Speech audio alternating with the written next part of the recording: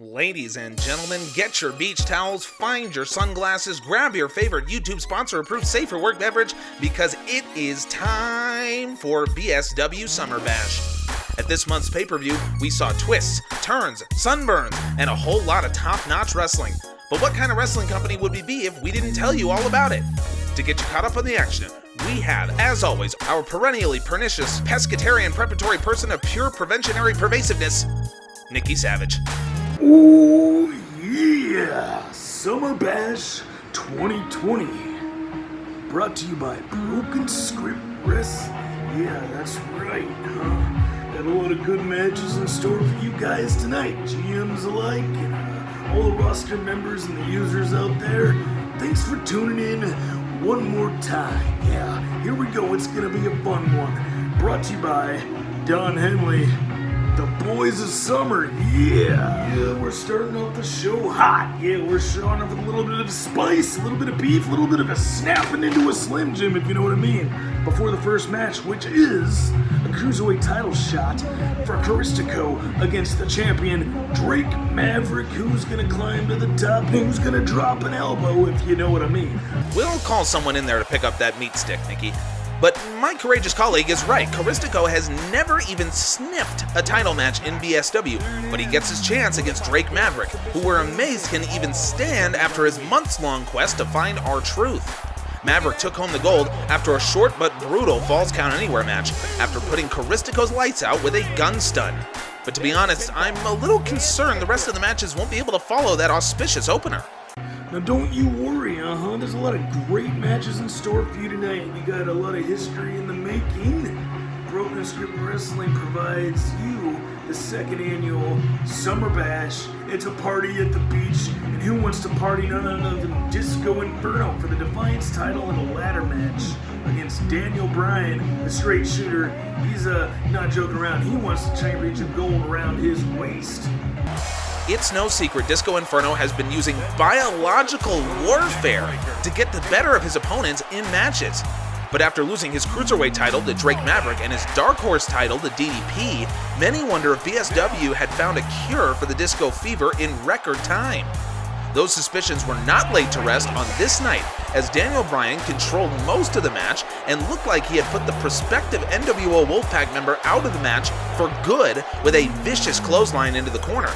But the match still ended in controversy, as Bryan claimed victory in the match with the briefcase, holding the title still hanging above the ring. Somehow everyone walked out of the arena as if nothing out of the ordinary had happened. We got Doink the Clown versus a man of class. He's a classic in the making, if you will. He's a no bullshit kind of hit you in the mouth kind of guy. Arn Anderson, part of the Four Horsemen, they're having a backstage brawl. There's no telling what kind of chaos they're gonna get into. And chaos there was, as this very impromptu match went down ahead of the Dark Horse title match. Anderson and the Clown Prince of being a clown have certainly had their differences in the past, but nothing compared to what we saw here. The Enforcer chased down the odd-painted creature in the back after Doink tried to kill Ric Flair last week, and they battled all over the underbelly of the Summer Bash arena. I think Arn Anderson had an issue with Doink filling his hotel room with those little balls that you see in the kids' play things. Anyway, Doink chased Anderson up the semi-trailer and then proceeded to toss him off the trailer to the cement below. It was a shocking scene, and one that will not soon be forgotten in the memories of this astounded announcer.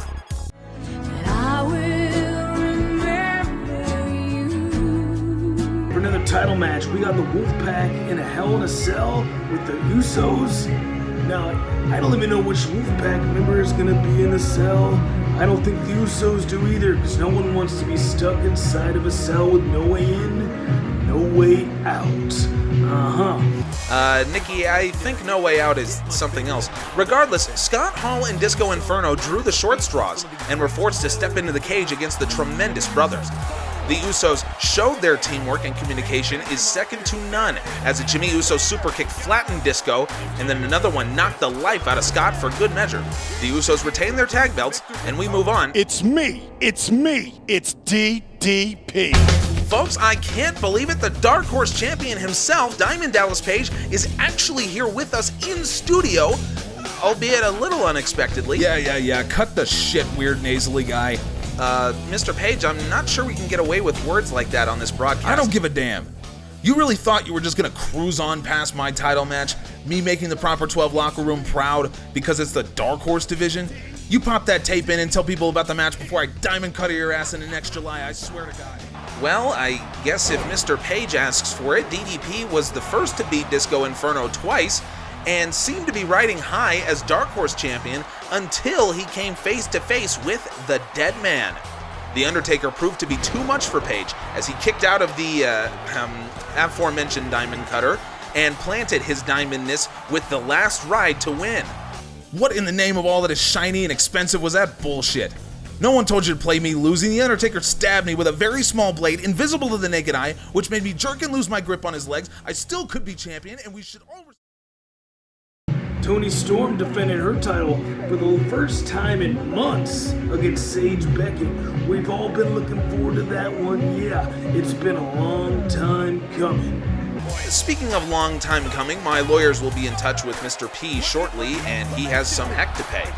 Not to worry though, the job always comes first, and for Toni Storm, her belt always comes first.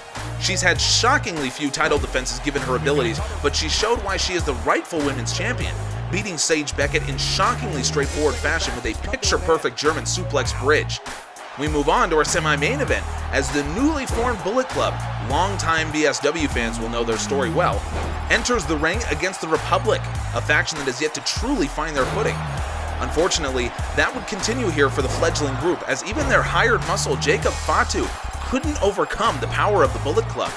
His Proper 12 locker room teammate Kenny Omega puts him away in a friendly-ish rivalry of sorts, and the all-powerful club ended proceedings after a heroic effort by Apollo Crews when Zack Ryder made the final elimination with a Rough Rider. But that is not where the story ends, my friends. Where there is power, there is always turmoil, and that turmoil came after the match, when the winner, Zack Ryder, turned on Bullet Club co-founder Kenny Omega and floored him with a vicious Rough Rider. After staggering to his feet, Omega turned his ire toward his former brother-in-arms. Zack, my friend, you just made a big mistake. The Bullet Club is for life. That doesn't just mean when you join, you're in till you die. It means either you're in till you die, or you die when you're out. You'll be looking over your shoulder every second of every day, wondering where the next man is that's hunting you. You're about to live a life they make horror movies about. We called you brother. I hope before the end you realize what it means to sever that bond. Good night, Zack, and good luck. Rumors have it that Zack Ryder will challenge Omega to a best-of-5 series starting next month. And with Omega battling Kevin Owens at the same time, is now the time for Long Island IC to make his mark on BSW? Most importantly, the main event, yeah, the reason we're all here. The World Championship match. This match has happened quite a few times. It's also been for quite a few world titles. Hulk Hogan and Ric Flair. Biggest names in the history of pro wrestling, and Broken Script Wrestling has it here for you tonight. The boys of summer are ready to party at the beach. You better bring the madness, cause I'm bringing the entire kingdom. Yeah, we'll see you in the ring. It's a world title match for the ages. The Hulkster and the Nature Boy go at it one-on-one for the first time ever in BSW. This is a title match you will not want to miss, and it's on our YouTube channel in full right now. Go check it out by clicking the link at the end of this video, and why not give us a subscribe while you're at it? If you're not intrigued about what's going to happen next by now, well, I really can't help you. See you for the world title match.